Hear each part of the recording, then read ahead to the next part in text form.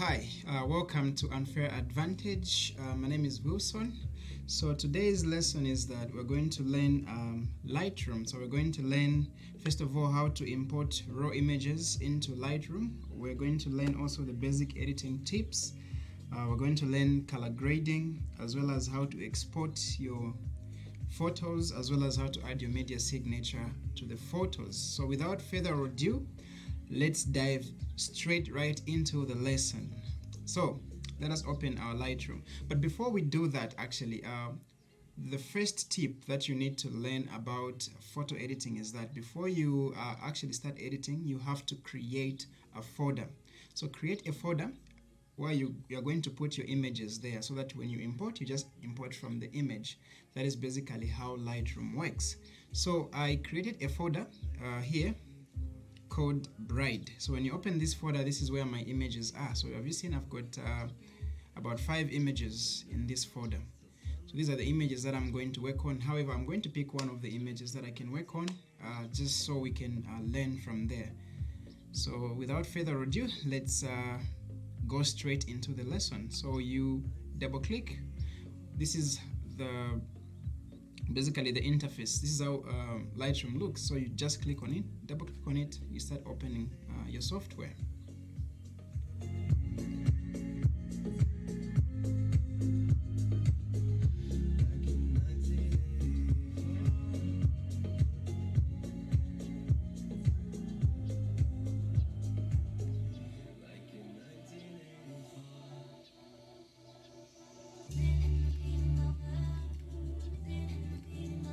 Alright, so this is basically how the interface for Lightroom looks like. This is what it looks like basically. So the thing that you want to do now is that you want to import your images. So you go to your library here. On your library, then you go to your file. So once you click file, you go straight on import photos and video.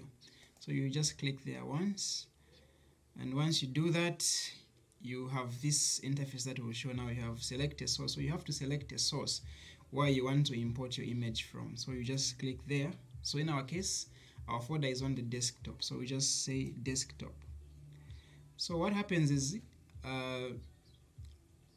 Lightroom has got a way of picking out everything that is on the desktop. So even if it's an image that is on the desktop, is going to be picked. So in our case, we have our folder written Bride, so we're just going to click there and all our images in that folder will show there.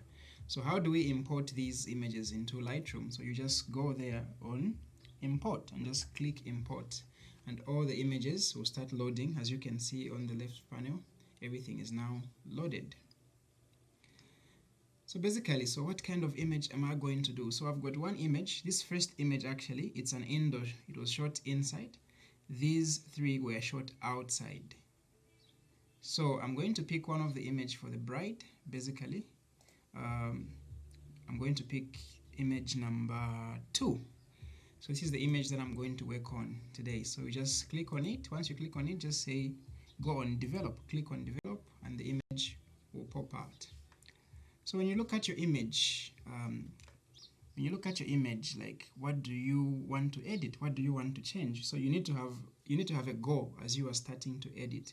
What do you want to change? So when I look at this image, for me, I'm unable to see the white dress properly. It's overexposed, and also, it's not just looking okay.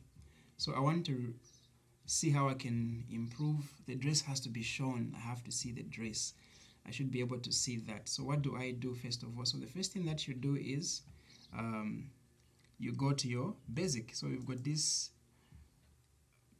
tool here that is written basic. So you just click on it. Once you click on it, you have all these things. So it's got treatment, color, black and white. You've got profile, Adobe Color, and all these other things. So the most important things really that you want to go to first is you've got your exposure there, your contrast, highlight, your highlights, your shadows, whites and blacks. So these are basically your game changer. In order for you to improve this image, you have to work around with these. Then the other things that you work with, you've got at the bottom, you've got the presence. So this is the texture of the image, how the skin is looking like, the clarity of your subject, which is the bride in our case, the hazer, you've got vibrance and saturation. So basic, so in the basic category, these are the things that you'll find. So you've got the tone. This is now the tone of really the image, the whole image, how it looks like. So without further ado, let's dive straight into our image. So the first thing that you do, for me, when I look at this image, I feel like the highlights are way too much. So what do? You want to reduce your highlights all the way. You want to reduce your highlights all the way to -100, so that you should be able to see these white clothes that the bride is putting on. So you reduce it further to -100. So as you can see, the image is changing slightly. So in order for you to see the changes, you have maybe to slightly zoom in. So how do you zoom in? You click Control on your laptop, on your keyboard, and the plus sign. So once you click plus sign, it will begin increasing. So as you can see, you can tell now that the dress is seen. The dress is able to be seen. So look at this. When I bring back the highlights where they were to somewhere 0, have you seen? The dress is not that visible, but when we reduce, you're able to see a little bit of the images coming back.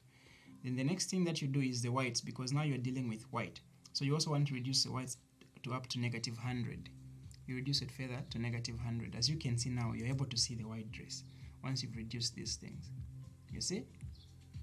So the next thing again that you do is you go to your blacks also. You reduce it to somewhere around maybe -50 or 53, somewhere there. You reduce it further. This gives the color, the tone, the skin tone, the color, and everything you'll be able to see as you reduce. So this is like -50, -58, I think somewhere around -53. So as you can see, we're able to see now the face, the real color of the subject. But then it's becoming way too darker, so you want to it's got shadows now. You are not able to see, like the image is not so perfect. So you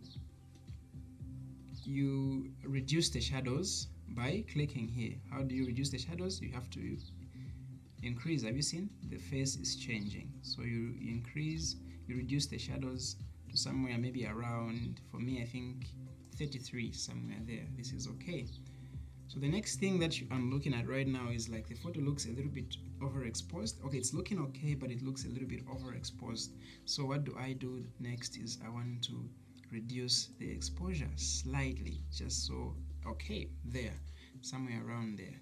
So now if you zoom out, when you look at your image, it's now almost coming to life, but you haven't yet done much of the work. You've just touched on the basics.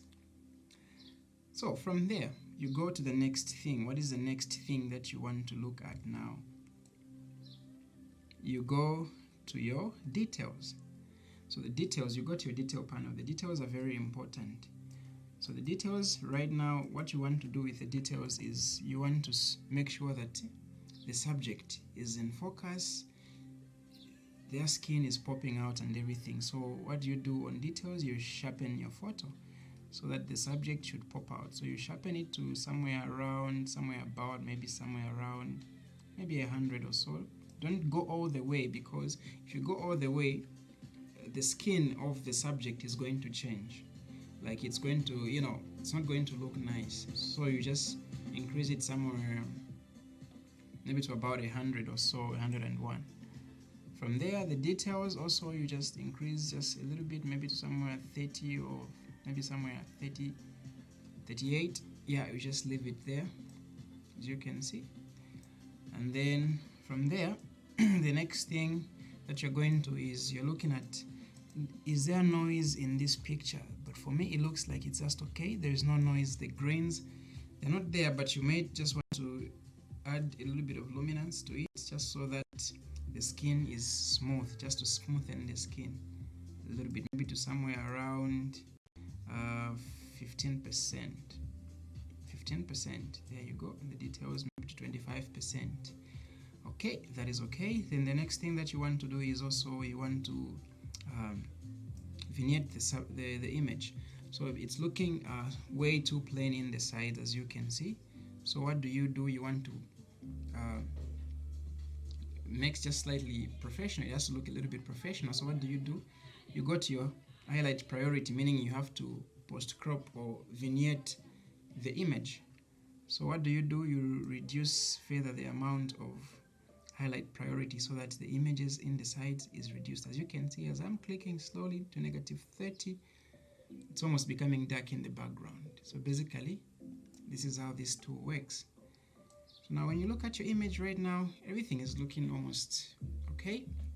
So you go back and you look at your image. What's the next thing that you want to do to your image? I think the image, for me, I think it's looking almost perfect. Almost perfect. So this is basically how you edit your image within 5 minutes. This is a client ready file that you can actually just pull out and give it to the client, and they'll be happy with it. So let us look at a before and after image so that we see how far we can go on editing this picture. So you just click here and you see the difference. So this is the image that you had before, and this is your edited version. So you've seen the difference. So this is how basically you edit it. So when I look at these two images, I feel like, okay, this is looking okay, but there's a little bit of something that I can do to it. Maybe the export, it looks like it's underexposed. So I might want to increase a little bit on my exposure, a little bit. You add a little bit of light to the image, basically. So have you seen how it's looking? That's it. And then you go back to your original image now. You look at it, you zoom it. Make sure you zoom in just to check if everything is perfect. So when you look at her face, there. You zoom in and you look at everything, okay. Alright, this looks okay to me. So this is it. So basically this is how you edit your image in a very shortest possible time. So the next thing is, how do you export this image from Lightroom? So what you do is you go and click on File. Once you click on File, you just go to this area where it says Export, or you can just simply click Ctrl Shift and E to export. So you just click Ctrl Shift and E on your keyboard in order for you to go and export, other than clicking on File. So that is the shortest, that's the shortcut for exporting. So you just click there, and once you click there, you have this dialog box that will come. So it will show you basically. So export to. Here you choose where you want your image to go. So in our case, our image is on the desktop, and I think I would prefer that we export it to the desktop also. And then you put in a subfolder. You click here if you want it to go in a subfolder. So you click there so that the image should go in a separate folder other than where it is.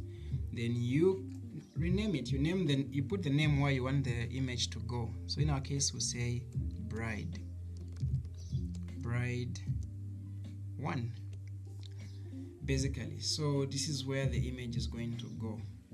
So now the other thing that we want to do there is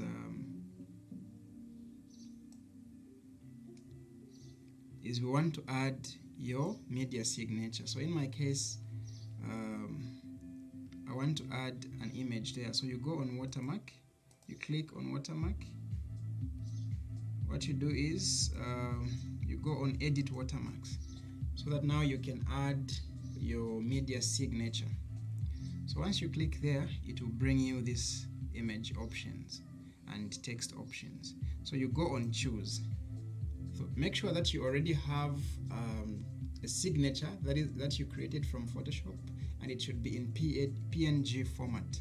So in my case, I've got something that I already created on the desktop. So when you go in my softwares, you see these two PNG documents that I created. So I'll click on this one. That is my logo, and it's in a dark mode. I'll just say choose.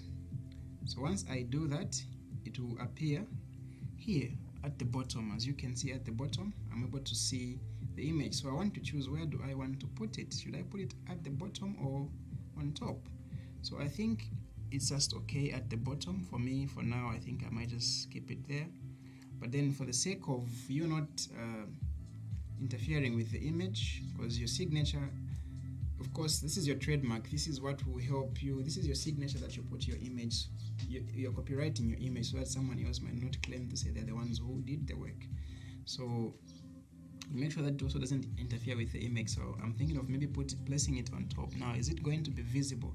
That is the question. You think of the other side. Is it going to be visible there? So I'll just drop it still at the bottom. I think at the bottom it will be more visible for me.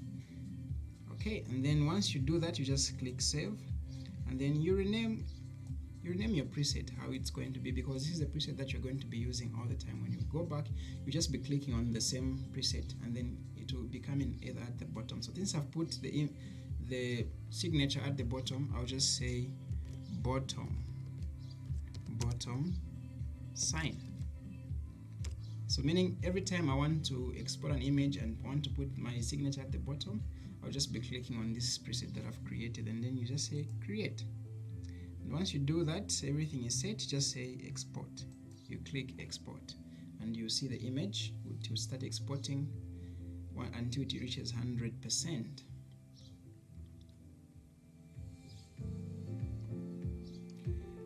All right, there you go, and it's done. So once it does that, it means it has exported, and this image is actually on our desktop. So we just minimize, we go to the desktop and check. We have a new folder on the desktop, bride one. This is where our exported image is, and then you just double click to open. You see there is our image, so you can just enlarge it to see if you like it, or you can just click on it to open and just view the image properly. So this is your client ready image. As you can see at the bottom, your signature is there. So in my case, it's One Shot Media Photography that is there. And this is your photo, your client ready image. Once you zoom in, you can zoom in as much as you want so that you just view the details if everything is okay according to you. For me, this is a perfect image, and it's a client ready image that you can actually just issue out to the client. So this is how you do your editing in Lightroom. Okay, all right. Thank you so much for being part of this training. So these are basically the basics that you can do to edit an image in Photoshop. So I know I also spoke about color grading, but as you can see, this image actually doesn't even require you to start color grading. But if you want to go to that lesson, really, it's very simple. What you can do is you close your basics there. You go on HSL and color. So you just go there. You go to color if you want to color grade your image. So you look at it. What do you want to look at the most? So for me, I feel like, okay, what colors do we have? It's the greens in the background. So the greens are looking a little bit yellowish and everything. So you want to just color grade them. So what do? You just increase your hue a little bit. As you can see, it's becoming more greener in the background. You increase the saturation as well, just a little bit, maybe to about 25. You also increase your luminance maybe to about 25 as well. So as you can see, the image has completely changed in the background. When you look at a before and after, that is your image. So this, you do it before you actually export. So I was just showing you this as a bonus so that because I promised you that I'm going to deliver on color grading. So that's basically how you do it. Thank you so much for being part of the lesson. I wish you a blessed day, and I wish you success as you continue learning on this platform on an unfair advantage. Thank you so much. Have a blessed day.